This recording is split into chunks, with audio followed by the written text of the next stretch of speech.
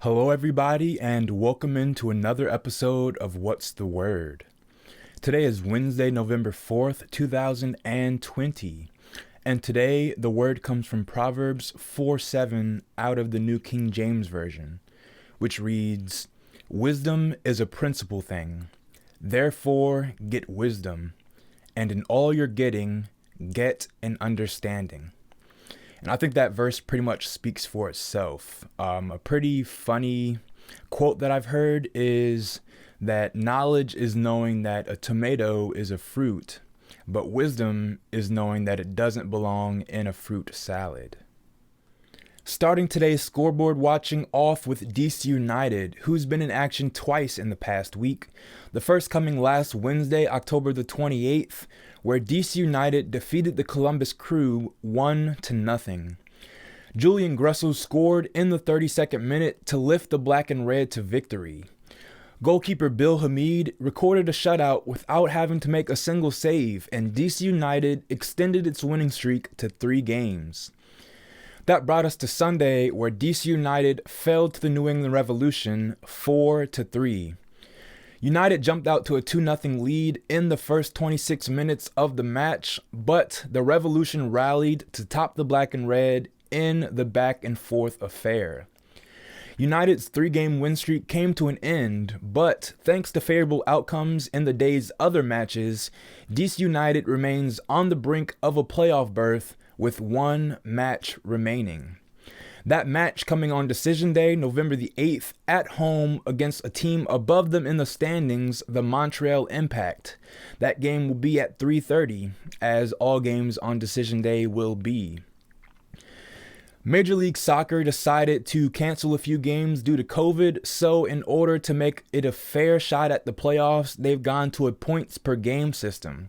That means DC United sits just 1 point per game out of the playoff race. As I mentioned, their opponent on next Sunday, the Montreal Impact, are one of the teams ahead of them. Also ahead of them are Chicago, who plays today as well as next Sunday, Atlanta, and then Miami. So DC United needs to win this Sunday, but they also need help to clinch a playoff berth. That brings us to Saturday's college football action, where Navy lost to the 22nd ranked Southern Methodist University 51-37. SMU outran Navy 255 yards to 191, which doesn't happen too often for the midshipmen. In total, SMU outgained Navy 555 yards to 430. Next up for Navy is Tulsa on this Saturday at noon. As for the Maryland Terrapins, they defeated Minnesota 45-44. Taulia Tagovailoa bounced back to throw for 394 yards and 3 touchdowns. He also ran for 2 touchdowns, one a 39-yard scamper, and the other the eventual overtime game winner. Minnesota did score on their overtime possession, however, a missed extra point gave Maryland the victory.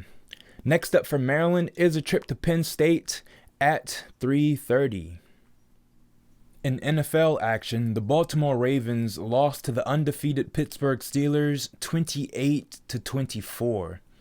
Now, for the most part, I thought Baltimore outplayed Pittsburgh, outgaining them 457 yards to 221, but that's mostly due to field position. Through the air, Willie Snead led the Ravens with 5 catches for 106 yards, and on the ground, J.K. Dobbins had a career-high 113 yards on 15 carries. But the story of the game was turnovers leading to that field position. Lamar Jackson had 2 fumbles and 2 interceptions, and they all came in pretty costly time. The first one, a pick 6 on the opening drive, allowed Pittsburgh to take the lead and gain some momentum. After Baltimore tied the game and then defensively held Pittsburgh without a score, Lamar Jackson fumbled in the red zone and pretty much left points on the board. And that happened again in the second half, Baltimore leading 17-7. Their opening drive of the second half, Lamar threw another interception.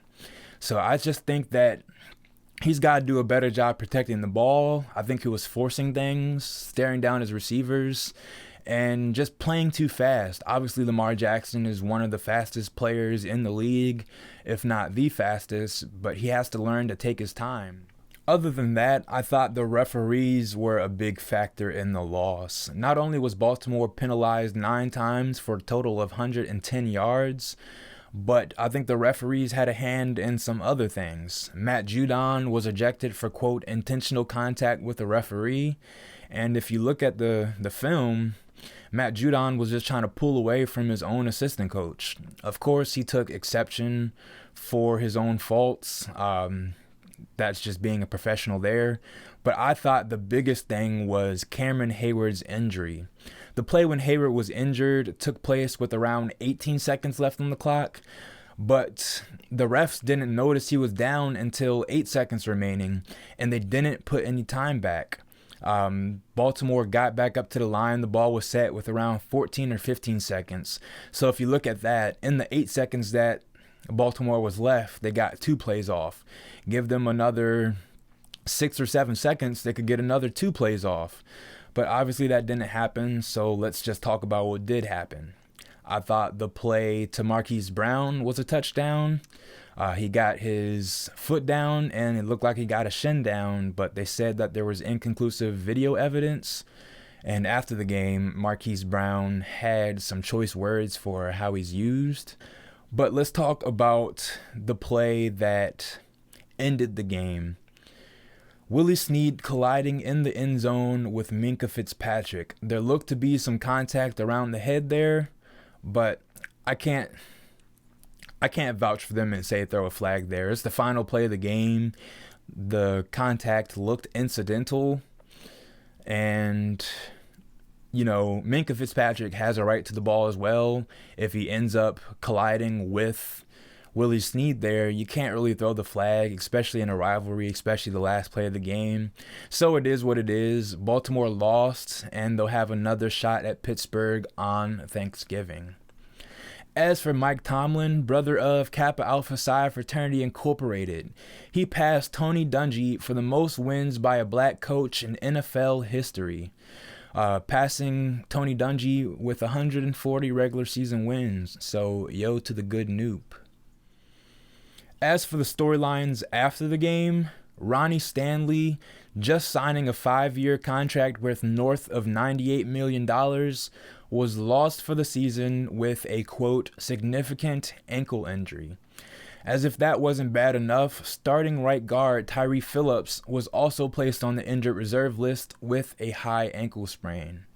I think the offensive line is a big reason why Lamar has been struggling with his timing, and it's only going to get worse as Baltimore didn't make any deadline deals to address that.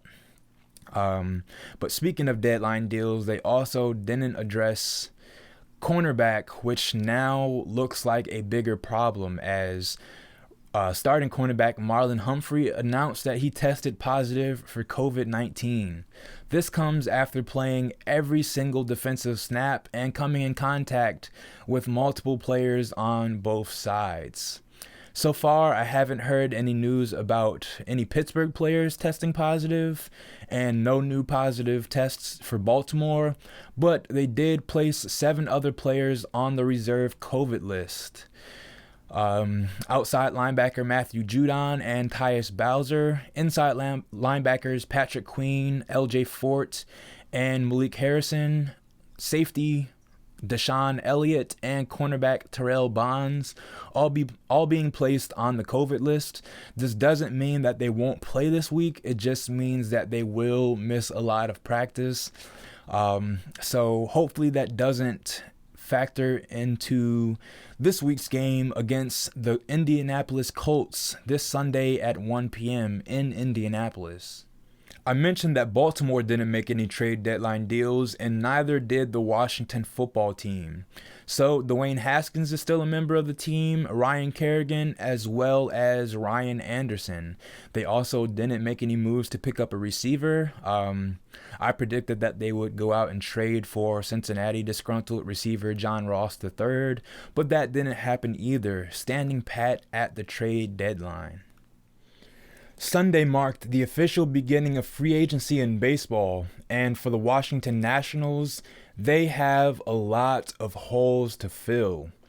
Right fielder Adam Eaton, starting pitcher Anibal Sanchez, infielder Howie Kendrick, first baseman Eric Thames, infielders Asdrubal Cabrera and Brock Holt, outfielder Michael A. Taylor, catcher Kurt Suzuki, relief pitchers Javi Guerra and Sean Doolittle, as well as first baseman Ryan Zimmerman, all becoming free agents.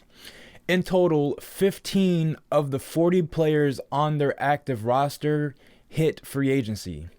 Of the names I just mentioned, Howie Kendrick, Asdrubal Cabrera, and Ryan Zimmerman stand the best chance of returning, but Howie Kendrick and Ryan Zimmerman are mulling retirement, so we shall see what is to come of that. In Baltimore Orioles news, they opened free agency by exercising a $3.5 million club option to keep shortstop Jose Iglesias. Outside of that, don't expect any other major moves as they look to build from within their organization. On to the world of combat sports, where Baltimore native and heavy hitter Gervonta "Tank" Davis went viral with his knockout of Leo Santa Cruz in the 6th round. Champions with the hearts of champions. If Davis thought Santa Cruz was going to fold from his power, oh my! There is a lethal left uppercut.